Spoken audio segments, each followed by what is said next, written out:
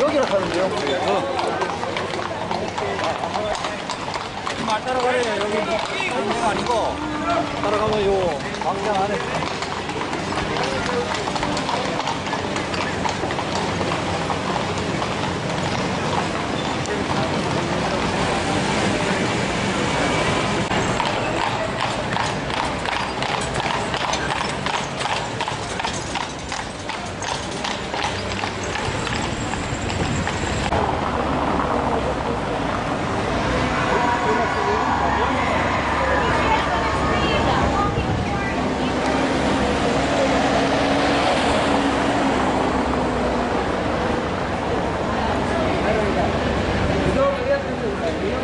Siècle pour les synagogues où l'on pratiquait le service religieux réformé.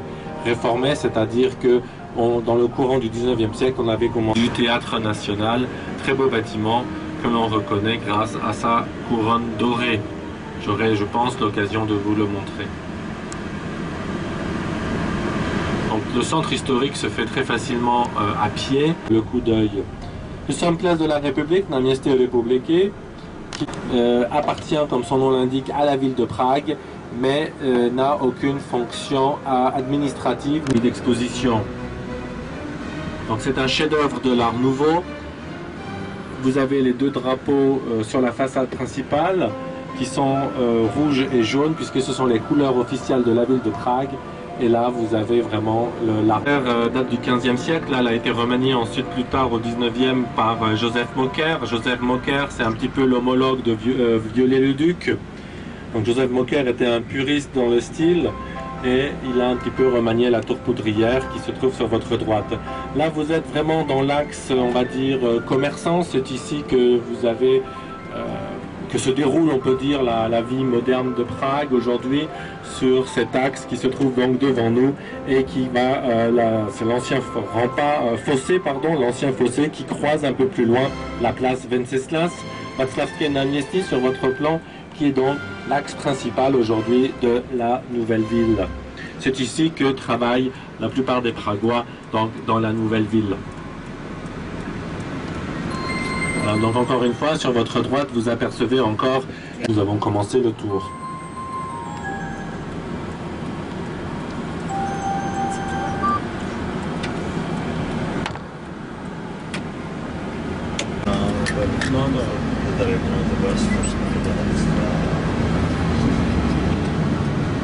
Éléments modernes, donc contemporains, il y a des éléments de design actuels à l'intérieur, mais on a eu le souci quand même de préserver les éléments art nouveau. Donc là vous avez cette très belle façade qui fait partie des plus anciennes façades art nouveau de Prague. Elle a été commencée à la fin du 19e siècle, alors que l'art nouveau se situe autour des années 10. C'est un hôtel, l'hôtel Carlo IV, donc en hommage à Charles IV et qui fait partie du groupe italien Boscolo. Sur votre gauche, vous avez un parc. Juste derrière le parc, vous apercevez la façade historique de la gare centrale, début du XXe siècle, un chef-d'œuvre de l'Art Nouveau. La gare est depuis la fin des années 70 composée de deux parties. La partie inférieure est donc un lifting intérieur il y a 2 ans et on devrait restaurer d'ici peu la façade. Regardez la statue que vous avez ici. Ce monument vient d'être installé la semaine dernière. Vous voyez, c'est le monument de Woodrow Wilson qui donne le nom donc à la gare. Ce monument a été déboulonné sous les nazis. Donc c'est Heydrich, le Reichsprotektor nazi, qui a fait déboulonner la statue de Woodrow Wilson. Et donc on a décidé de le réinstaller. Mais ce n'est plus la statue d'origine puisqu'elle a été détruite. Donc très belle façade Art Nouveau. Si vous vous rendez ici, vous pouvez entrer en bas dans le hall de départ et d'arrivée et vous avez un escalier qui monte donc vers l'ancien bâtiment historique.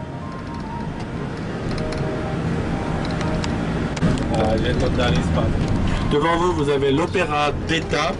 L'Opéra d'État qui est une scène indépendante où l'on peut... L'Opéra d'État. Sur votre gauche, le bâtiment que vous apercevez est composé de 2 parties. Musée national.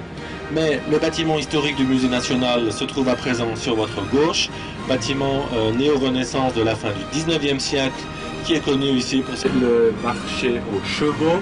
Si on descendait en bas de la place et qu'on allait toujours tout droit, on retrouverait la place de la vieille ville où nous avons commencé le tour. La place a été le témoin. Aujourd'hui, plus personne ne veut fêter le 1er mai, à part quelques partis politiques. Sur votre gauche, vous avez le magasin de Marks & Spencer avec un balcon au milieu de la façade.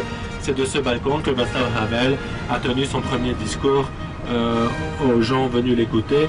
Il était toujours encore dissident. Et par son jeune frère Boleslav le Cruel en 929.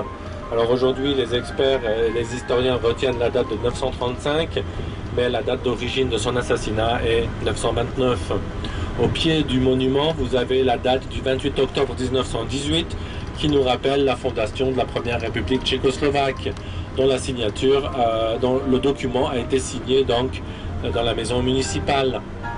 Il faut savoir qu'il s'est immolé juste devant vous, à gauche de la fontaine. Donc si vous allez devant la fontaine à gauche, vous avez le monument qui marque l'emplacement exact où Jan Palach s'est immolé.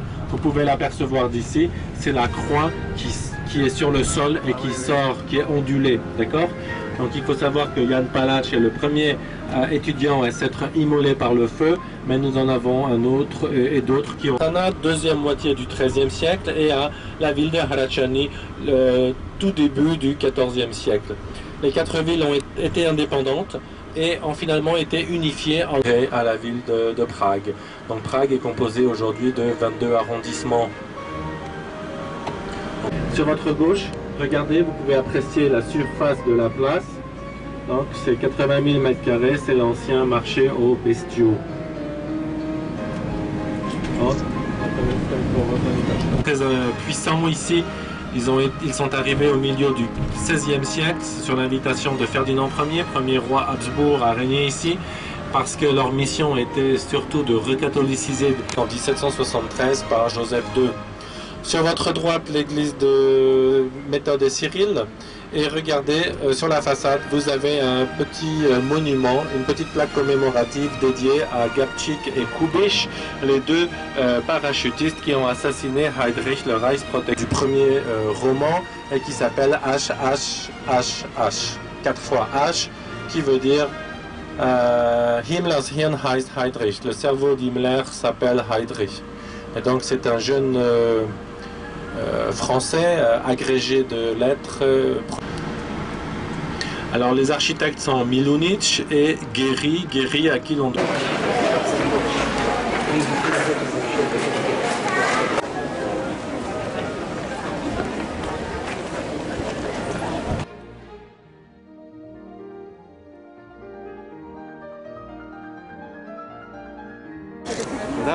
Давайте. 여기서 담배 안 듣고 있잖아. 뭐 이렇게 안 들어있어. 더 담벼락같이 생긴 거가 Tem conservativo no bilhete.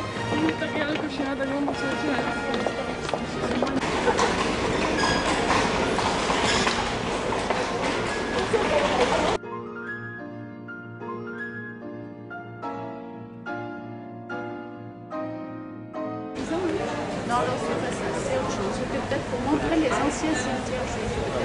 C'est le plus grand cimetière juif d'Europe que vous pouvez voir. Et aujourd'hui, c'est le plus grand qui existe, je pense, en Europe. En sortant du cimetière, juste à droite, pour nous à gauche.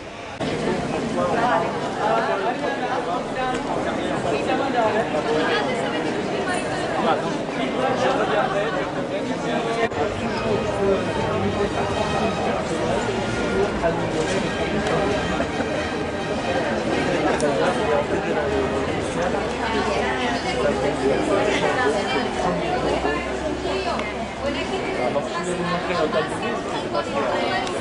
Également en synagogue. Il faut savoir qu'avant, on utilisait la flamme ouverte pour faire la cuisine. Et donc, souvent, les maisons prenaient feu. Donc, cette synagogue a été